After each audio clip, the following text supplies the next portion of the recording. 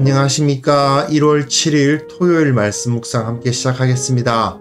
주님께서 우리 가운데 그 크신 은혜를 내려주셔서 말씀 가운데, 진리 가운데, 복음 안에서 우리를 강하게 하시고 세상을 두려워하지 않도록 하시는 그 능력을 경험하는 하루가 되시기를 기도합니다. 오늘 본문은 갈라디아서 2장 11절에서부터 16절까지 말씀입니다. 바울이 베드로를 꾸짖는 이야기인데요. 바울이 자신의 권위에 대해서 설명할 뿐 아니라 진리 안에서 거한다는 것이 어떠한 것인지를 보여주는 그러한 상당히 중요한 본문이라고 할 수 있습니다.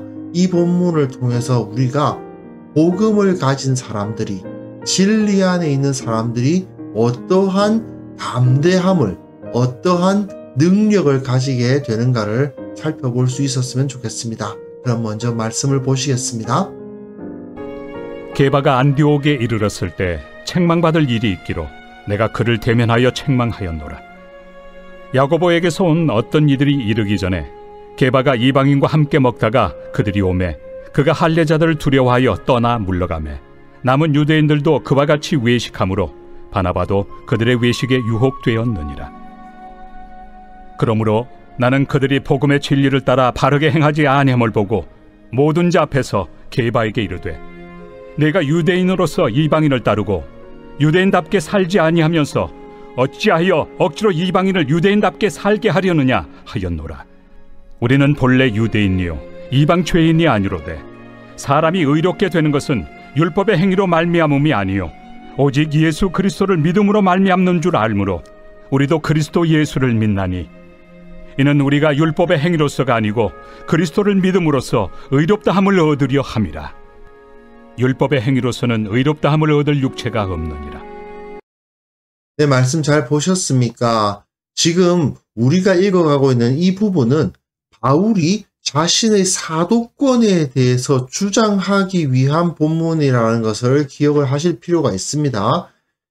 바울은 이방인이 유대인이 되어야만 하는 것이 아니고 율법을 지키고 할례를 받아야만 구원을 얻는 것이 아니고 오직 예수 그리스도를 믿음으로 말미암아 구원을 얻는다. 이것을 계속 강조하는 사람입니다.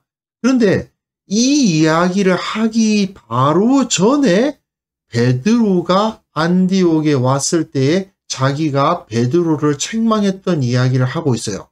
왜 그러냐? 물론 첫 번째는 자기가 사도권을 주장하기 위함이죠. 내가 베드로보다 못할 사람이 아니다.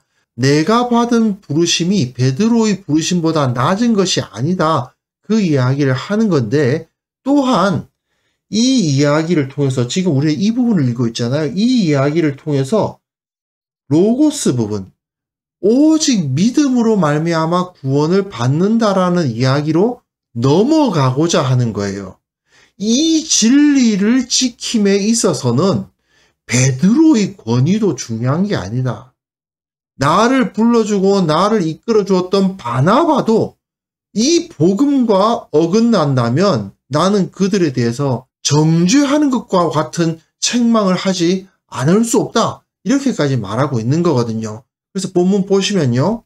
베드로가, 게바는 베드로죠. 베드로가 안디옥에 왔습니다. 안디옥은 수리아 지방이어서 최초로 이방인과 유대인이 함께 모여서 교회를 이룬 교회죠. 그리고 그곳을 바나바와 바울이 섬기고 있었습니다. 인간적으로 봤을 때는 바나바나 바울에 비해서 베드로가 훨씬 더 초대교회 내에서는 권위를 가지고 있을 것처럼 보입니다. 그러나 바울은 그 베드로도 진리에서 어긋난 행동을 한다면 책망을 할 수밖에 없다고 이야기를 합니다. 책망받을 일이 있다라는 말에 사용되는 이 헬라어가 카타기노스코인데요. 이 단어가 어떤 단어냐 하면요. 유죄 판결을 받았다. 정죄 당했다. 이런 말입니다. 그래서 사실은 굉장히 강력한 말입니다. 사형 선고를 받는다. 이런 말에서 사용되는 굉장히 엄중한 표현이에요. 그런데 이들이 책망받을 일이 있었다. 이렇게 베드로가 작은 실수를 한 게 아니었다. 정말 하나님으로부터 정죄를 당할 만한 잘못을 저질렀다라고까지 이야기를 하는 거죠. 왜냐하면 야고보에게서 온 어떤 이들이, 이 야고보는 아마도 예수님의 형제 야고보, 예루살렘 교회의 수장이었던 그 야고보를 의미할 것입니다. 베드로가 안디옥에 있을 때에 또 야고보가 보낸 어떤 사람들이 오고 있었다는 거예요. 그러니까 베드로가 이방인과 함께 먹다가 그들이 오매 그가 할례자들을 두려워하여 떠나 물러가고, 남은 유대인들도 그와 같이 외식하고 바나바도 그러더라. 베드로가 고넬료에게 세례를 주고 난 이후로 그가 이방인을 배척했거나 또는 이방인과의 한자리에 앉기를 거부했거나 하지는 않았을 겁니다. 아마도 베드로는 아무런 거리낌 없이 이방인들과 함께 식사를 나누고 교제를 나누었을 거예요. 이 식사를 나눈다는 것은 함께 예배한다는 의미도 있고 또 교제한다는 의미도 있죠. 아마도 안디옥 교회의 사람들은 그래도 베드로가 유대인이니까 유대인들이 먹기에 부담스럽지 않은 율법에 맞는 음식들을 내놓으려고 노력했을 것이고, 또 베드로는 자기가 비록 유대인으로서 이방인들의 음식이 좀 익숙하지 않을 수 있지만 그럼에도 불구하고 함께 용납하며 그 식사 자리에 임했을 것입니다. 그것은 굉장히 좋은 모습이죠.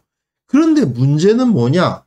야고보에서 온 어떤 이들이 있었는데 그 사람들이 어떤 사람들이었는지는 알 수가 없지만 예루살렘에서 방문객들이 왔다. 즉 유대인들이 왔다 이겁니다. 그들이 베드로가 이방인들과 함께 식사를 하는 그 모습을 보고 어떻게 생각할까? 그걸 알 수가 없는 거죠. 그 사람들이 오해하지 않을까? 또 그 사실을 예루살렘 교회에 가지고 가서 보고를 하고 어떻게 이럴 수가 있느냐만 큰 또 논쟁을 일으키지 않을까? 그런 생각을 해서였는지 그들에게 자기들이 이방인들과 함께 식사를 했다는 사실을 들키지 않고 마치 자기들은 이방인들과 함께 식사하지 않은 척 했다는 거예요. 이게 상당히 문제가 큰 겁니다. 이방인 성도들에게는 굉장히 큰 상처를 주는 것이죠. 그 자리에 함께 있었던 이방인 성도들의 입장을 한번 생각해 보세요. 그들이 베드로 사도를 영접한 거 아닙니까? 예수님과 함께 있었던 수제자 사도로부터 예수님 이야기 듣고 싶었겠죠. 함께 식사 나누면서 그들과 교제하는 것이 너무 기뻤겠죠. 얼마나 잘 영접하고 대접하려고 노력을 했겠어요. 그런데 예루살렘에서 야고보 사도가 보낸 사람들이 곧 도착한답니다. 이야기를 들으니까 갑자기 유대인들이 다 일어나가지고 그 자리를 피하면서 마치 그 식사 자리가 없었던 것처럼 하면은 이방인 성도들이 얼마나 큰 상처를 받겠습니까? 이 유대계 성도들로부터 차별당한다고 느끼지 않겠어요? 그렇기 때문에 바울은 베드로의 이 행동이 외식이다. 외식이라고 주장하면서 이 외식은 하나님 앞에 정죄될 일이라고까지 주장하는 거죠. 책망받을 일이라고 강력하게 이야기를 한 겁니다. 그러면서 이제 14절부터 21절까지, 그러니까 다음 주 월요일에 다룰 본문까지 쭉 이야기가 진행되는데요. 여기 내가 유대인으로서 이방인을 따르고 유대인답게 살지 아니하면서 이 부분부터 21절까지 바울이 베드로에게 한 이야기가 쭉 이어져요. 그런데 이 베드로에게 했다고 하는 이 말이 갈라디아서에서는 굉장히 중요한 무게를 가지게 됩니다. 월요일에 다루게 될 15절부터 21절까지의 내용은 앞의 1장과 2장 에토스를 나타내는 그 본문과 3장과 4장 로고스를 나타내는 그 본문을 연결해주는 연결점의 역할을 하기도 해요. 어쨌든 이 본문은 갈라디아서가 가지고 있는 복음의 핵심을 담고 있습니다. 베드로에게 이렇게 말하죠. 당신이 유대인으로서 이방인을 따르고 유대인답게 살지 아니하면서, 이는 베드로가 유대인답게 살지 않는다고 책망하는 것이 아니죠. 당신은 이미 유대인으로서 이방인처럼 살아도 문제가 없다. 유대교의 그 여러 율법의 규정들을 다 지키지 않는다 하더라도 예수 그리스도로 말미암아 얻는 그 구원을 누릴 수 있다는 것을 알면서 그 말입니다. 그런데 어째서 억지로 이방인을 유대인답게 살게 하려느냐?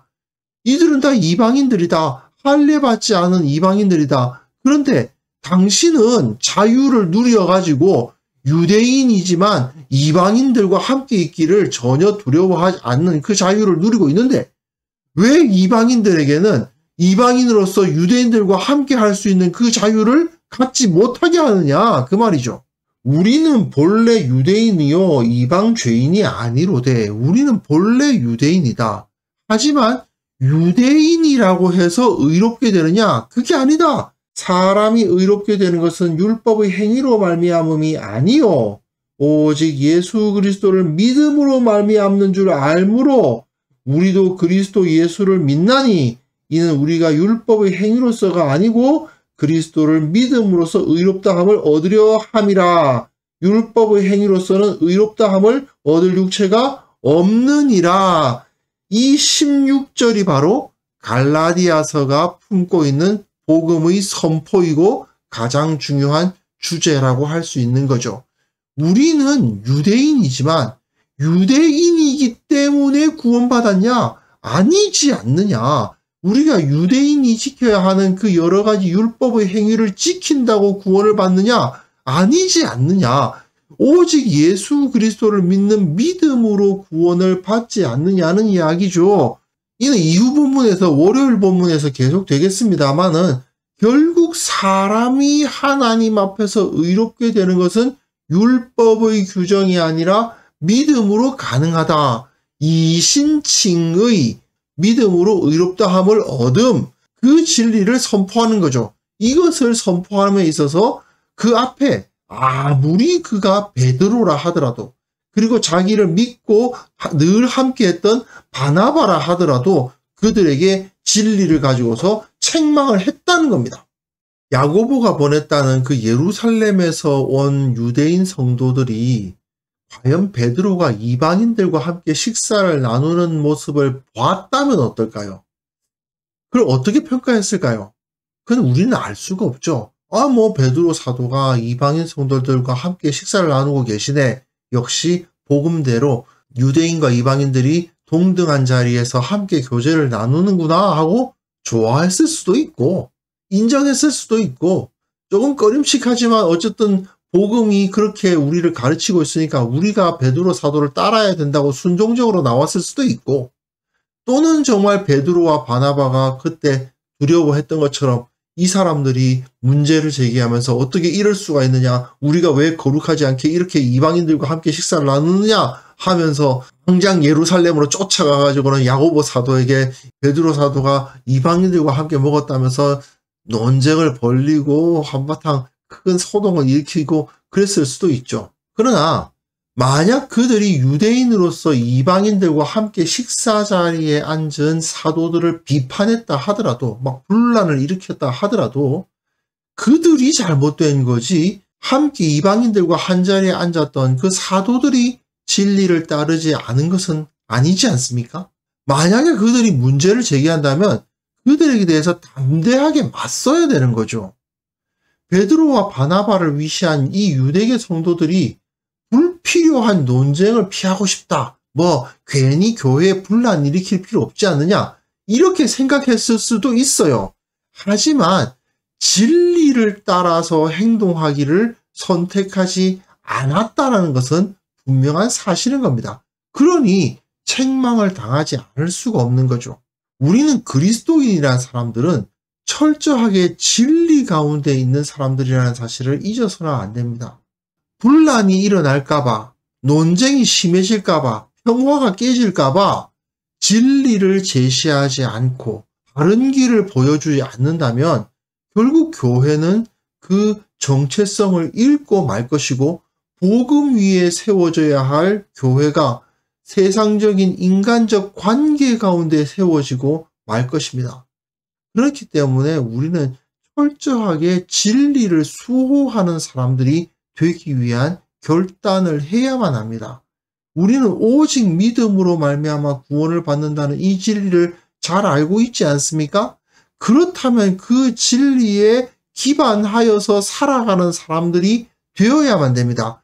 그 때문에 혹시라도 다른 문제가 생길 수 있을지도 모르지만 그걸 두려워해서는 안 되는 거죠. 왜 그렇습니까? 우리는 복음 위에 있는 사람들이기 때문입니다.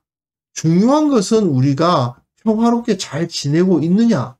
물론 그것도 좋은 것이지만 그보다 더 먼저 우리가 고려해야 될 것은 우리가 진리 위에 서 있느냐, 바른 길을 선택하고 있느냐, 그것을 먼저 생각해야 된다는 것을 잊지 말았으면 좋겠습니다. 그래서 이 시간 함께 기도하실 때에요, 과연 나는 두려워하지 않고 복음의 길을 따르고 있는가? 그 진리 위에 서기 위해서 최선을 다하고 있는가? 이 문제를 점검해 보아야 될 것 같습니다. 함께 기도하실 때에 우리로 하여금 진리를 따르고 두려워하지 않는 자들이 되게 하시고, 그렇게 진리 위에 세워진 공동체를 만들어가게 하옵소서. 함께 기도했으면 좋겠습니다.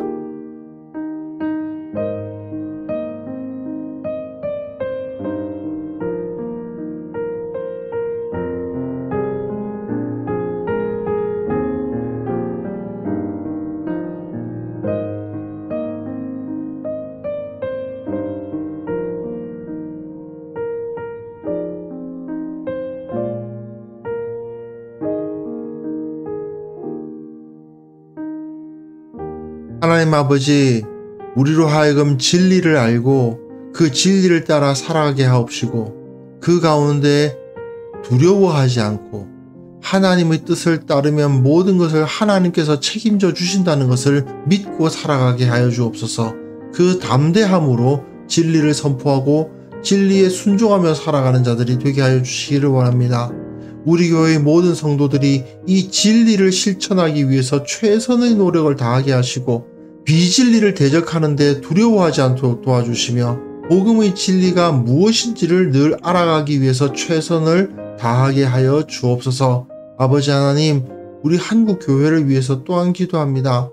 교회가 세상적인 가치나 세상적인 위치를 따지는 것이 아니라 오직 복음의 가치 위에 서야만 되겠사오니, 주님께서 보이신 그 모범 온전히 지키는 자들의 공동체가 되기를 원하오니, 주여 주님께서 그 능력을 보여주시고 회개하게 하시고 바로잡게 하시고 온전히 서게 하시고 오직 주님의 진리만을 붙드는 그런 공동체가 될 수 있도록 주께서 은혜를 베풀어 주사 이 세상을 복음으로 변화시키는 참된 공동체가 되게 하여 주옵소서. 아버지 하나님, 또 한 번의 주말을 맞이하고 주님 앞에 거룩한 예배를 준비하는 날을 맞이합니다.